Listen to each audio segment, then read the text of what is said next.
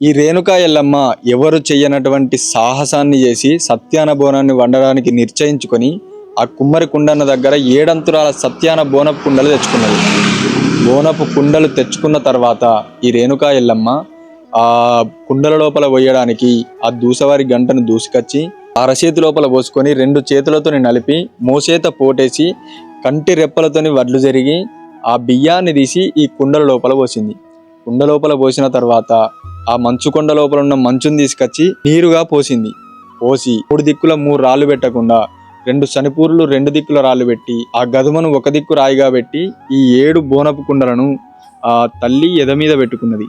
ఎద మీద పెట్టుకొని ఈ రేణుకామాత చాలా బాధతో చాలా దుఃఖంతో ఈ రేణుకా ఎల్లమ్మ తన బొక్కలనే కట్టెలుగా చేసి తన మనసును మంటగా చేసి ఆత్మను అగ్గిగా చేసి ఈ 7 అంతురాల సత్యాన బోనాన్ని ఉడికిచ్చింది. సత్యాన బోనాన్ని ఉడికిచ్చిన తర్వాత ఈ రేణుకా ఎల్లమ్మ ఈ 7 అంతురాల సత్యాన బోనాన్ని ఊదించి ఎర్రబొట్లు పచ్చబొట్లు అన్ని పెట్టి ఆ యాపాకులతోని దండగట్టి తెల్లని నాగుంబాములు వెలిసి చుట్టమట్టగా చేసుకొని ఈ రేణుకా ఎల్లమ్మ 7 అంతురాల సత్యాన బోనాన్ని తన నెత్తి మీద పెట్టుకున్నది.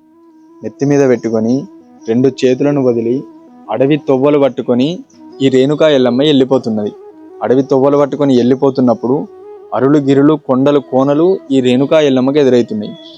ఆ కాలం లోపల చెట్లు మాట్లాడేటివి, గుట్టలు మాట్లాడేటివి, బండలు మాట్లాడేటివి. ఈ అరులను గిరులను కొండలను కోనలను చెట్లను ఈ రేణుకా ఎల్లమ్మ నా జమదగ్గిని ముని రాజు పోయినటువంటి జాడ చెప్పండి అనంటే ఈ చెట్లు చెప్తలేవు, ఆ కొండలు చెప్తలేవు, గుట్టలు చెప్తలేవు. ఆ పొయ్యేటి తొవ్వ లోపల తంగడి చెట్టు కనిపిస్తే తంగడి చెట్టును అడుగుతుంది, ఆ తంగడి చెట్టు జాడ చెప్పది. కలకోడి పుంజు కలుపుతుంది, కలకోడి పుంజు జాడ చెప్పది. ఈ రేణుకా ఎల్లమ్మ పోత ఉంటే వీళ్ళందరికీ కూడా ఈ రేణుకా ఎల్లమ్మ ఒక్కొక్క శాపన పెట్టుకుంటూ పోతుంది. అరే నేను అడిగినా కానీ మీరు చెప్తలేరు అని ఒక్కొక్క శాపన వీళ్ళందరికీ పెట్టుకుంటా రేణుకా ఎల్లమ్మ వెళ్ళిపోతుంది.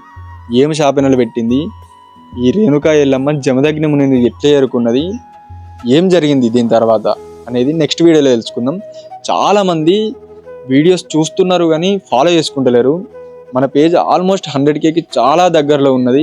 ప్లీజ్ వీడియో చూసిన వాళ్ళు కొంచెం ఫాలో చేసి సపోర్ట్ చేయండి. మీరు ఫాలో చేస్తేనే, మీరు లైక్ కొడితేనే, మీరు కామెంట్ పెడితేనే నాకు చాలా బూస్టింగ్ అనిపిస్తుంది, నాకు చాలా ఎనర్జీ అనిపిస్తుంది. ఇంకా ఇట్లాంటి మంచి మంచి కంటెంట్ని తీసుకొచ్చి మీ ముంగట పెట్టాలి అని అనిపిస్తుంది, మీ అందరికీ చెప్పాలి అని అనిపిస్తుంది.